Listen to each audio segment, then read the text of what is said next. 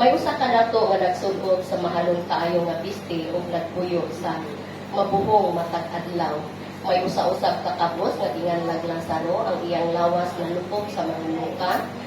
Naglubog siya doon sa puntahan sa balay sa dato nga masin nga makakaon sa mga munggo nga nagatagak gikan sa lamisa sa dato. Nanuod usab ang mga iro o bitilap sa iyang mga nuka. Kunya namatay si Lazaro o gidalas sa mga anghel ngadto sa kiiran ni Abraham. Ang dato namatay usab o gilubong o nag-antos pa kayo dito sa Hades. Unya nihayat siya o nakita niya dito sa layo si Abraham o ang iyang o sa kiliran diha si Lazaro. Usa ni singgit siya ngadto kang Abraham, amahan kaluyin taon ako o ipadala si Lazaro ni diri aron itulog ang iyang tudlo sa tubig o mabugnawan ang akong gila kay nag-antos ako sa pag-ayo sa kainit niining kalayo. Apan si Abraham nitubang, anak, hinumdumi nga sa dito ka pa sa kalibutan na bungog ka sa tanang maayong lugar. Samtang si Lazaro lunlun lamang kadaot ang iyang nahiaguman. Apan karon malipayon na siya diri samtang ikaw diha nag-antos. Gawas pa niining tanan ana ay lawom nga bungaw o nagulang ka nato aron walay makakabog ikan diringan ha kanimo o ikan diha ngarit ka namo o ang dato nito ba kung mao ka na amahan kaniyong kung ikaw nga ang imuuntang ipadala si Lazaro ngadto sa amo kay aduna ako'y 5 ka igsoong lalaki paadto ka siya aron mapasidan-an sila aron di maianhin ining dapit sa kasakit. Si Abraham niingon, patuan dito si Moses, ang mga propeta, ang mga nga magpasidaan kanila. Sila na'y mahibalo sa pagpamakit sa isulti ni Moses o sa mga propeta. Ang dato nito ba, apan amahan, di pa ka naigo, kung adunay mabanhaw o umuadto kanila, mamiya kayo sila sa ilang mga sala. Apan niingon si Abraham, kung diligtan sila makuto o kang Moses o sa mga propeta, dilig kayo sila makabi, bisan pa may mabanhaw. Ang Diyos magapanalangin sa maong puno. So, praise the Lord, talagon ang Diyos.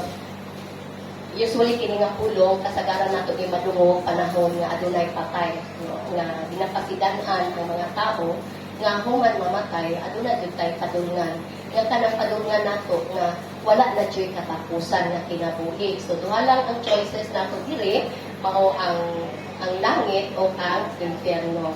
So, mao nang ingon nga tungod sa ining langit o impyerno nga atong gituruan, mao nagpadayon ta sa pag-alaga sa Dios, nagpadayon ta sa pagpaningkamot ug naninguha diha sa katuyuan ug kabubuton sa Ginoo sa pagkinabuhi sa matag adlaw, mapakyas man dili man ta perfecto pero mapadayonon gayon nga nidot-dot ug nisalig sa Ginoo. Amen. Og nagbuhat sa iyang katuyuan ug kabubuton. So mao ni siya ang parabol sa usa ka dato o kang Lazaro. So kini nga pulong nga gihimo nga parabulo ni Ginoong Hesus mahitungod ining dato og si Lazaro, nagahulakway kini kung unsa ka importante nga atong hatagan pagtagad ang atong espirituhanon nga kinabuhi. Naghisgot kini nga ang espiritual tinuod gayud siya igsoon. Mulungtad gayud siya sa walay katapusan. So mao ni siya ang ato ang tun-an nga kini nga parabulo naga-provide ni siya, nagahatag ni siya nga pagpahinumdum ka nato diha sa makalilisang nga talan-awon sa umaabot nga panahon nga kung kita mamatay duhay dapit nga ato ang pag-aatuan whether ang makalilisang mao ning Hades, so Hades kaning impyerno o naghatag ni karon og mga challenges sa ato ang i-consider nato jud ang pagkinabuhi nining kalibutan diha sa atong pagtuo o pagkamatarong uban sa matinud-anon nga nagatinguha nga musunod sa kabubuton sa Dios. Amen. Sa matong kanta ganiha, moabot man usahay nga mubiya kami Ginoo, pansalamat sa imong grasya. Kaya kini nga grasya nga gihatag sa Dios sa ato ikinahanglan gayon nga atong tinguhaon nga kini nga grasya aduna kini kabulahanan sa atong kinabuhi, not only this time nga naa ta niining dapit sa kalibutan nga daghan kaayong mga hagit sa kinabuhi. Panlabaw sa tanan kining mga hagit sa kinabuhi, magpabilin ka diha sa katuyuan ug kabubuton sa Ginoo, mo nimo hatod kanimo ngadto sa langit sa kinabuhi walay katapusan, lundon kalipay sama sa usa ka ni Lazaro nga nag-antos ining kalibutan.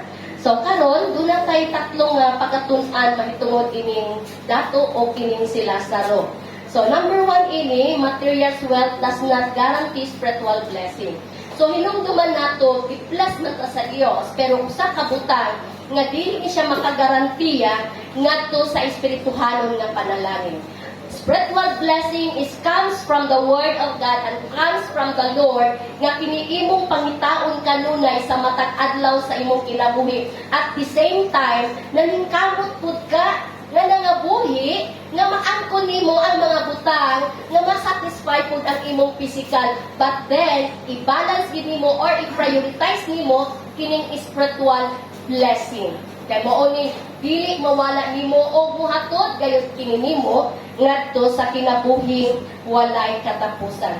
So diri sa 1921 ingon siya, may usa ka dato nga nagsul-ob sa mahalon kaayo nga pisti og nagpuyo sa kabuhong matag adlaw. May usa-usab ka kabus nga gilang naglasaro, ang iyang lawas nalukop sa mga nuka, naglubog siya doon sa puntahan sa balay sa dato na masin nga makakaon sa mga mumo nga nagatagan ikan sa lamisa sa dato. So klaro kaayo ang pulo kung imong makita, grabe ang mga pag-antos ni Lazaro sa iyahang pagkinabuhi nining kalibutan. Then ato ang nakit-an kung unsa ang gibuhat sa Dios sa iyang kinabuhi.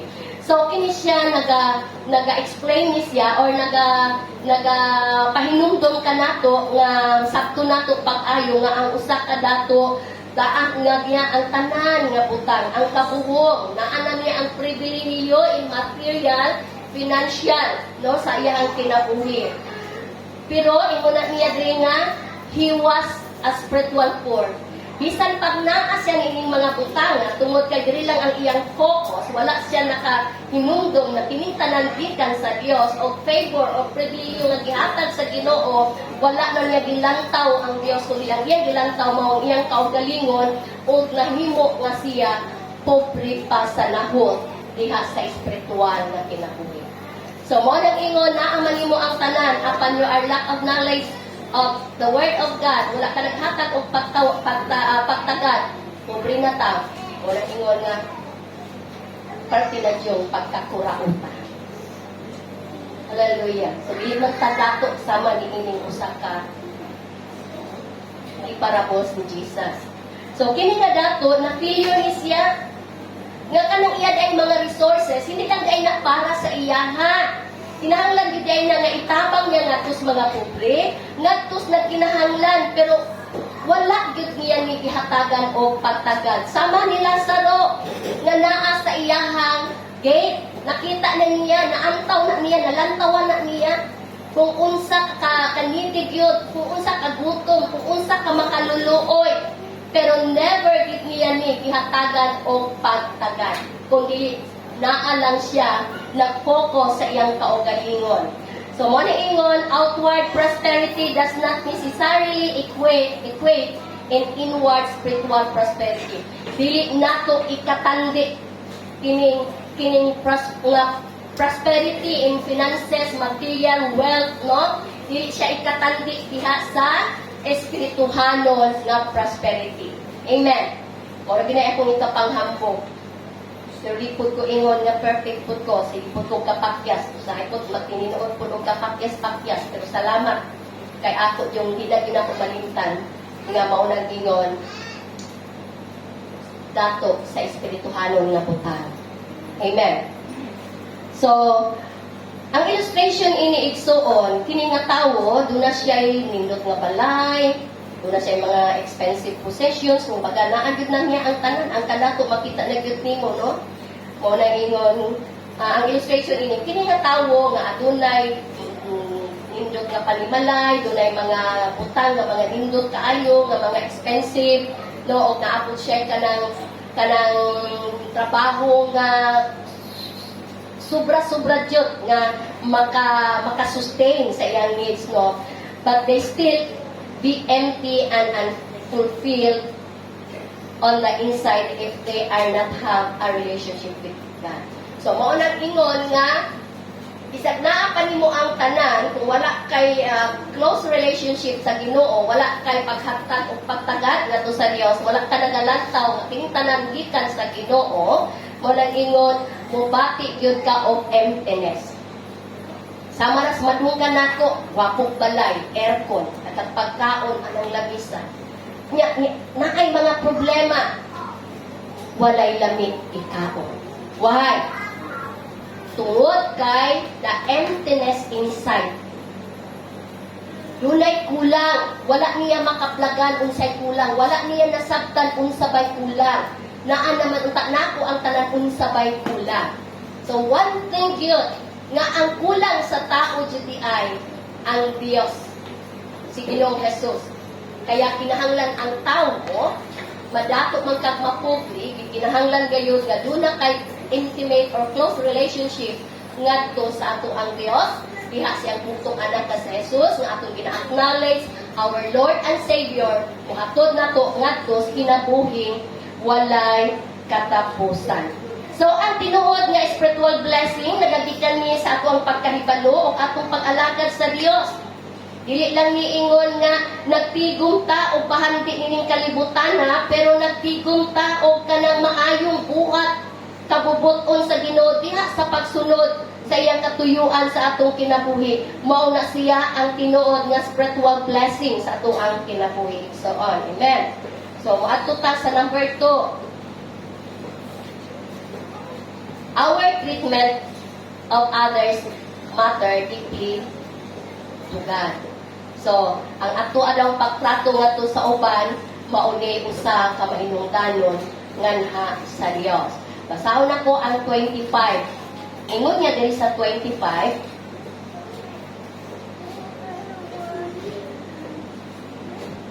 Basahon nako diri sa Sibuan, no? Apan si Abraham hitubag na hinumdumin nga sa dito ka pa sa kalibutan, nabuhong ka sa tanang maayong butang samtang si Lazaro lundon lamang kadautan ang iya nahiagmuman. Apan karon malipayon siya diri samtang ikaw diha nag-antos. So ang explanation ni ini kakining dato i-ignore niya ang mga pag-antos ni Lazaro nga nakit-an gid niya nga kinahanglang talabangon bisan na lamang sa usa ka kakan-anan wala gid niya mahimo. So na-failure siya sa pagpakita og kaluoy. Na-failure siya nga muhatag o mutabang unta ngadtos mga kabos. Labi na ni Lazaro nga usa ka masakiton. Gani nakita pag siguro ni niya nga gitilaan sa iro iyang mga nuka, but then gi-ignore lang niya, gipakawalay dili. So as a Christian, bisag pobre ta pero maghatag ta, magpakabana ta. Dili man siguro bukat kanang muhatag tag tinapay nga 5 pesos, makakuha na siya, makabawas-bawas na sa kagutom sa usa ka tao. No? Even usahay Christian ta, mas ginauna pa nato ang atong mga needs kaysa sa uban.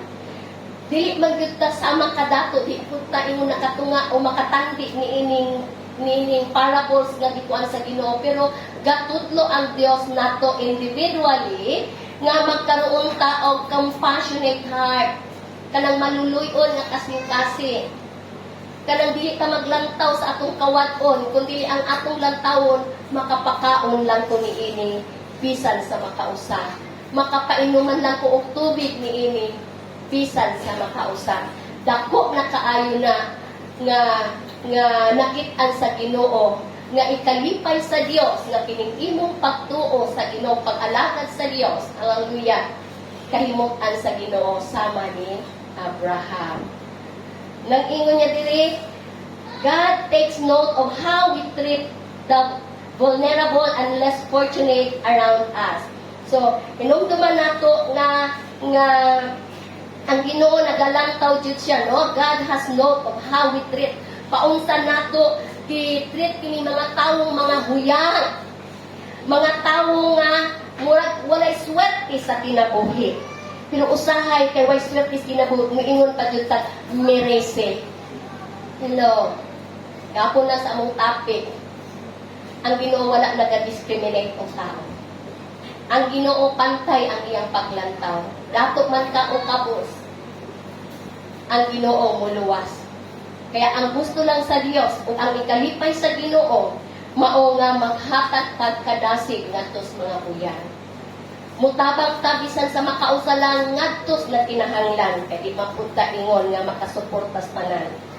Muna ingon sa mga tawo kung nagtao nimo walay swerte. Ngano walay swerte? Kabus na wala pa nangalagay sa Dios.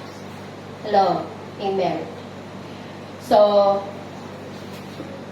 ang illustration ini igsuon ang naghulagway ni siya nga kung atong i-overlook kining mga needs sa mga taong uban nga i-prioritize nato ang atong kaugalingon, comfort o pleasure, kalipay, mula ingon, we displease God. Ipasuko nato ang Dios. Hello.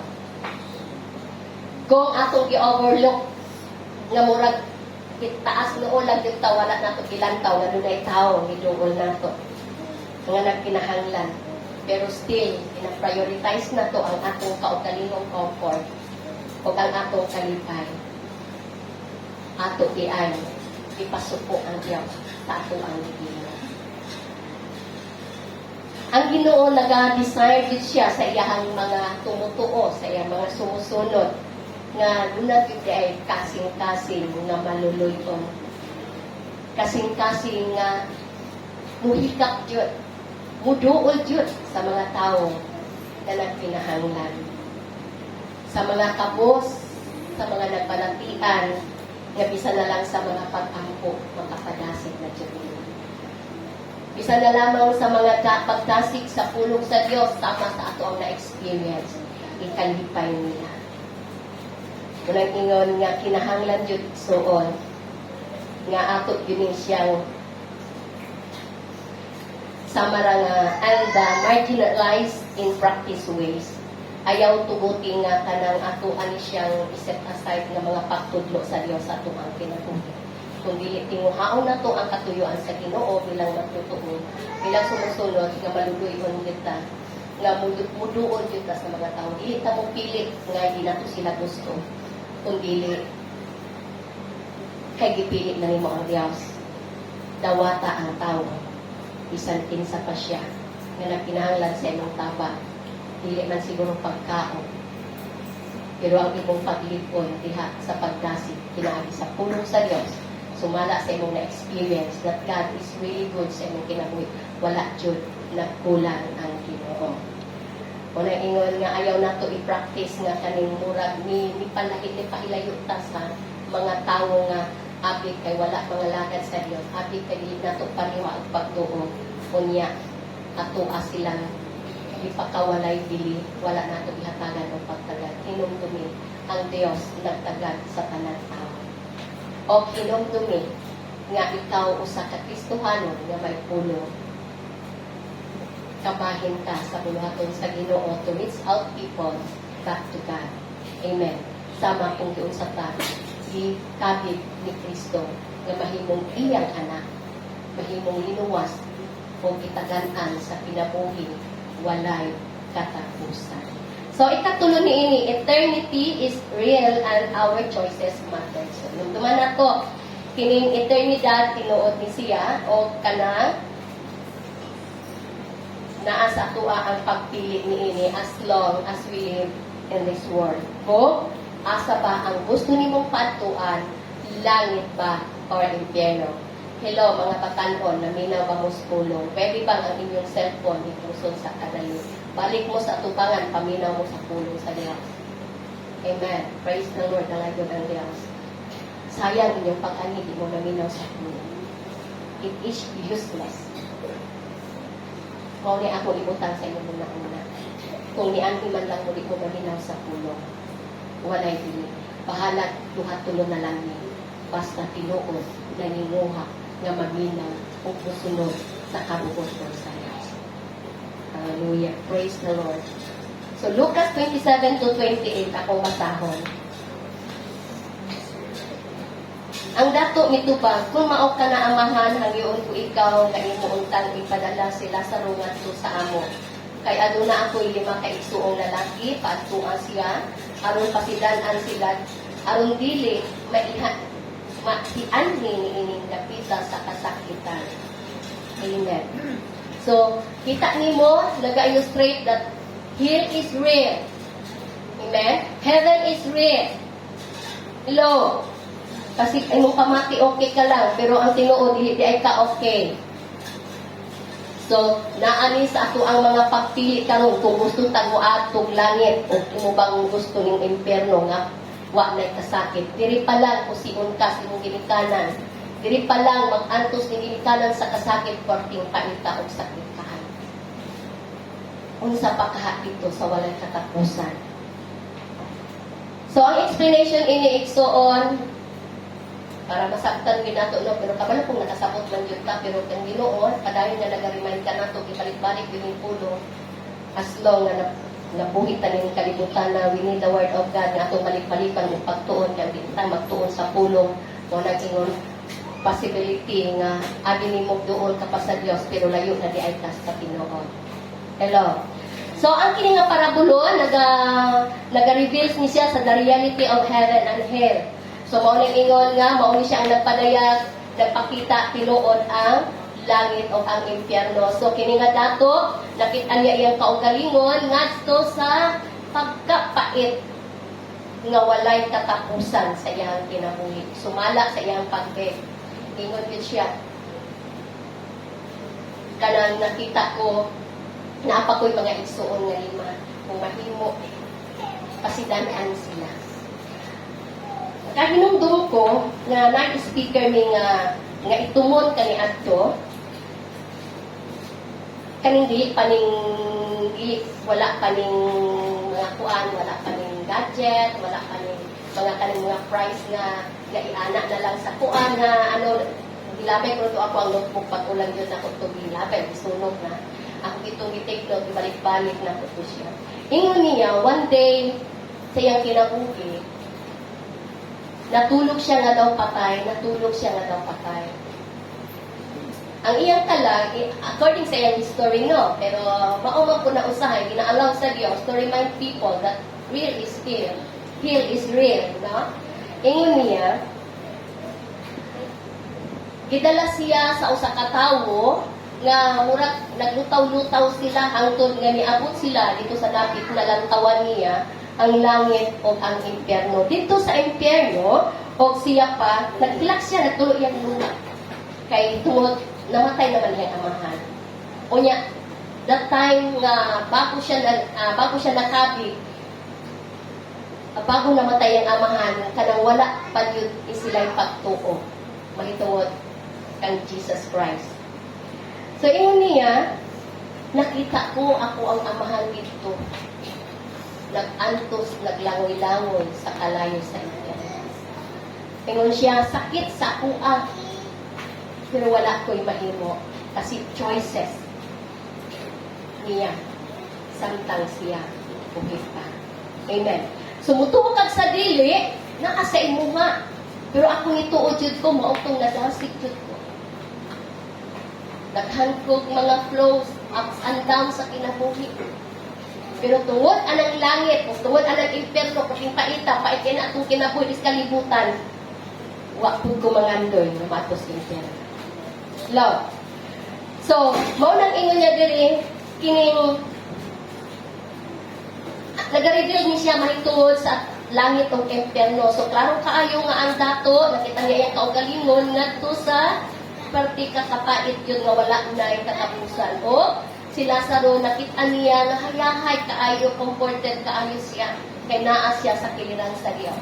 So, our eternal destiny is determined by how we respond to the gospel and live our life on earth. Inumdumi nga ang ato ang eternal destination, igsoon, nag-determine ni siya paunsa ta nag-response sa pulong sa Diyos. Paunsa ta nabuhi o nagkinabuhi ni ini kalibutan na. Dili pa ulahi ang tanan. Paningkamuti ang pagkamatinud-anon sa Dios. Well, mapakyas man, pero bangon Diyon sa Ginoo, salig sa Dios. Kay ang atong ang hinungdan sa ato ang pag-alagad, pagsimba o pagtinguha sa katuyuan o kamubuton sa Ginoo, langit ang hinungdan. Lo, kinsabay na agi tungod kay langit ang hinungdan. Amen. Langit ang hinungdan. Mao na kanunay ako ang ginagasig sa akong mga anak. Mao na kanunay akong giampo sa diyang gituhuan ako ang impyerno ug langit, gagmay pa akong mga anak. Nihilat kog minuhod sa Dios.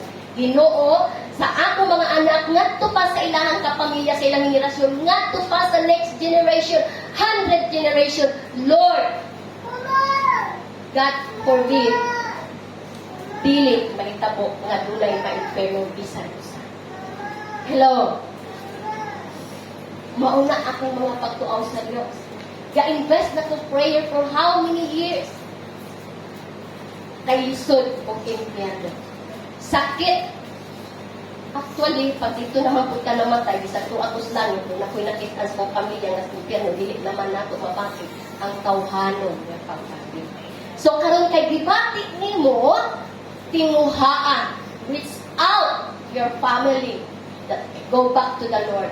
Dili man nimo madali-dali, but you have to pray without ceasing for them. Amen? Walay huno nga pag-ampo. Dili na ako ikagarantiyan nga lagad sa Dios akong mga anak. Padayon kong nagaampo sa Dios. Kay daghang temptation ini kalibutan na that in the last days daghang mamiya sa pag-alakad sa Dios. Tungod sa mga hagit sa kinabuhi. Kaya ingon ako, Lord, liuna jud ko in that time. Liuna akong anak in that time. Liuna ako ang mga kaliwatan in that time. Ayaw itugot nga ikambyo lang namo ang amo ang pag-alagad pagtuo kanimo sa usa lang kapamilyo. You know, it's all about useless ang imong pag-alagad sa Diyos. Kaya liguna imong kaugalingon pinaagi sa pulong sa Ginoo. So mo nang ingon ang illustration ni iniigsoon kini nga parabulo kanang kinahanglan jud nga dapat jud pugso nato atong kaugalingon to take our spiritual lives seriously. Seryoso nato atong pagsimba. Seryoso nato pagpaminaw sa pulo. Seryoso nato pagkinabuhing mataro. Yes, usay mapakyas man. Ayaw kaluya, ayaw kaguol. The Holy Spirit is within you.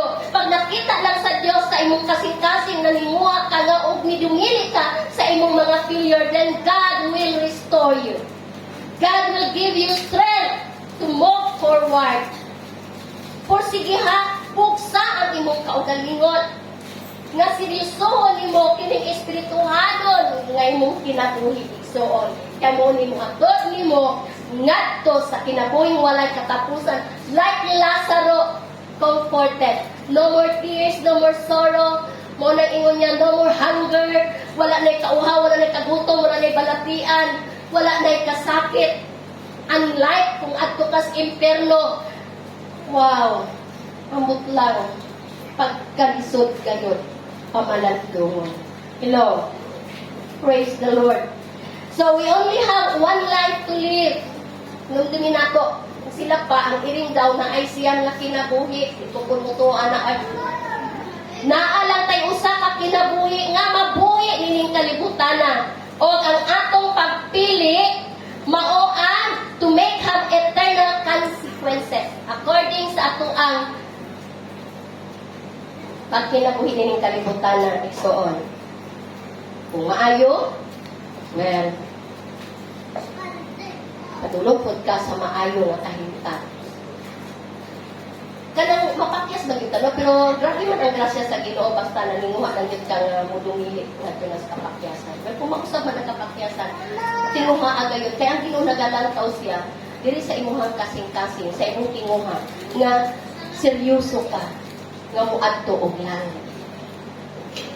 Kinsay matog langit sa amen. Amen. Praise the Lord, palakpaki ang Ginoo. Hallelujah.